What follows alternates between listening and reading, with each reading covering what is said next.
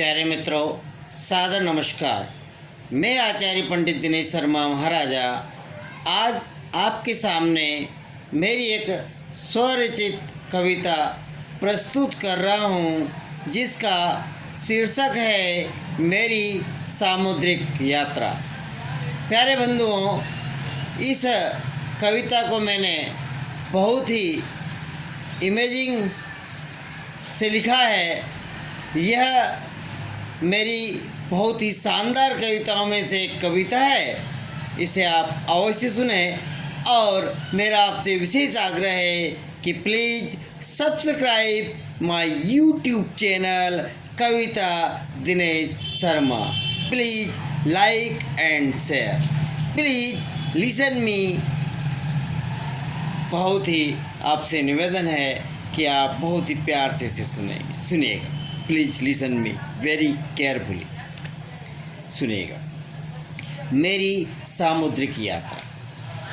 आज से कई वर्षों पहले मेरी इस कविता में कल्पना है। मेरी इस कविता में कल्पना है, केवल कल्पना है, और मेरे जीवन की कल्पनाओं में से एक महत्वपूर्ण कल्पना है। सुनिएगा।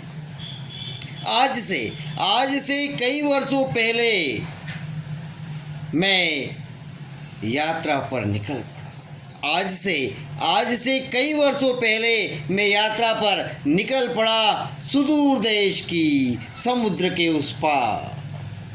आज से कई वर्षों पहले मैं यात्रा पर निकल पड़ा, सुदूर देश की समुद्र के उस पार, जब नाव भी एकमात्र सहारा होती थी। समुद्र की यात्रा। जब नाव ही एकमात्र सहारा होती थी समुद्रिक यात्रा का। एक दिन अचानक आसमान पर काली काली घटाएं उमड़ने लगी। एक दिन अचानक आसमान पर काली काली घटाएं उमड़ने लगी। अंधेरा छा गया चारों। हवा के तेज झोंकों के साथ मूसलाधार बारिश होने लगी। अंधेरा छा गया चारों ओर। हवा के तेज झोंकों के साथ मूसलाधार बारिश होने लगी। आसमान में गड़गड़ाहट करते बादल। आसमान में गड़गड़ाहट करते बादल मानो प्रलय मचा रहे थे। और चकाचौंध करने वाली बिजली आंखों पर इतना असर डालती थी कि दूर तक और देर तक दिखाई ही नहीं देता था। हवा के तेज झोंकों और बारिश के थपेड़ों से और बारिश के थपेड़ों से हम ही नहीं, हमारी नाव भी कांप रही थी। हवा के तेज झोंकों और बारिश के थपेड़ों से हम ही नहीं, हमारी नाव भी कांप रही थी।